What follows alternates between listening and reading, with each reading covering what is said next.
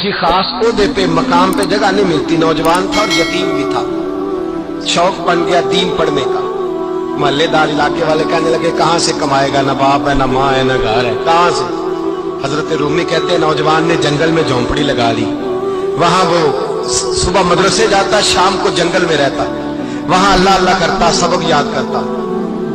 एक दिन बादशाह की बेटी रास्ता भूल गई, जंगल में आई सहेलियों के साथ, बॉडीगार्ड भी साथ थे, पर रास्ता भूल गई। खोती खोती शाम हो गई, ऐसी खोई कि जब रात गहरी हो गई तो आके उस नौजवान के पास रुकी और चिल्लाने लगी। शेर के दहाड़ने की आवाज आती है, भेड़िए के बोलने की आवाज आती है। नौजवान अकेला, सहेलियां बिछड़ गई, गार्ड बिछड़ गए। कहने लगी मैं परेशान हूं, मुझे जगह मिल जाएगी। नौजवान कहता मैंने शहजादी देखी और मुझे भी पता था कि घर एक ही है और रात को अंदर से दरवाजा भी बंद करना पड़ता है, जंगल जानवर भी आ जाते हैं। कहते मेरी छोटी सी कुटिया में झोंपड़ी में वो आई, रो के कहने लगी सहारा कोई नहीं, अगर मैं पीछे निकलूंगी तो भेड़िए खा जाएंगे। कहते मैंने उसे जगह दे दी। अकेली औरत, चिराग जल रहा है, सबक याद कर रहा हूं। मेरे नबी पाक ने फरमाया जहां मर्द औरत अकेले हो तीसरा शैतान होता है। और शहजादी, वो बच्चा कहता है सबक याद करता रहा सारी रात।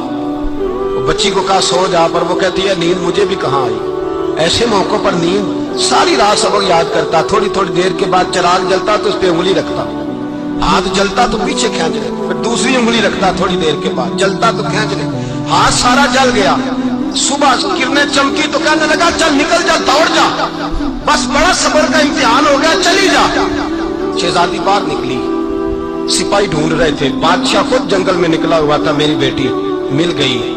बादशाह तन्हाई में जाके कहने लगा बेटा मैं दुनिया को बताऊंगा कि मेरी बेटी खोई नहीं थी, सिपाही साथ ही थे। ये बड़ा मुश्किल होता है, बेटी तो भूल के भी रात कहीं रह पड़े तो लोग जीने नहीं देते, तो बेटा मुश्किल हो जाएगा मेरे लिए।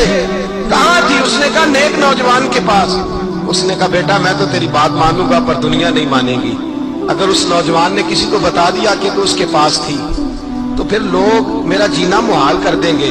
बेटा मैं मर जाऊंगा, मेरी मजबूरी ये है कि वो कहीं राज ना उगल दे वो नौजवान, उसे कत्ल करना पड़ेगा। औरत ने मिन्नतें की, उस बेटी ने कहा मेरे मौसम को मारोगे, रोई।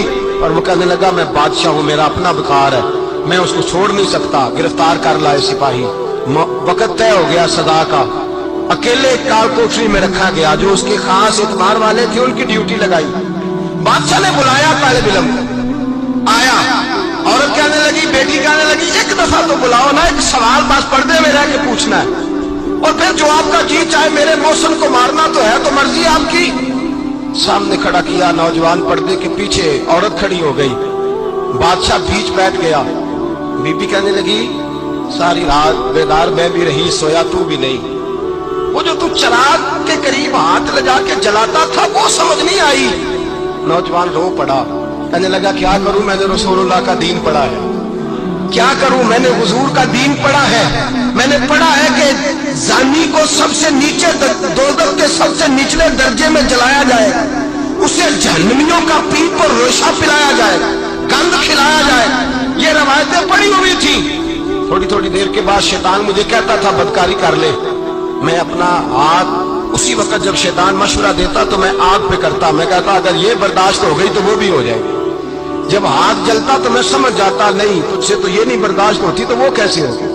फिर मुझे शैतान मशवरा देता कोई देख नहीं रहा, तुम बुलाने नहीं गया, खोदा, मैं दूसरी उंगली लगा देता। मैंने हाथ जलाया और मैं समझ गया जब छोटे से चिराग की इतनी सी शमा की आग नहीं बर्दाश्त होती तो दोज़ख की कैसे बर्दाश्त होगी। कहते मैं पास आया, बादशाह ने ये कहानी सुनी, लफ्ज सुने तो चीख मार के रोया।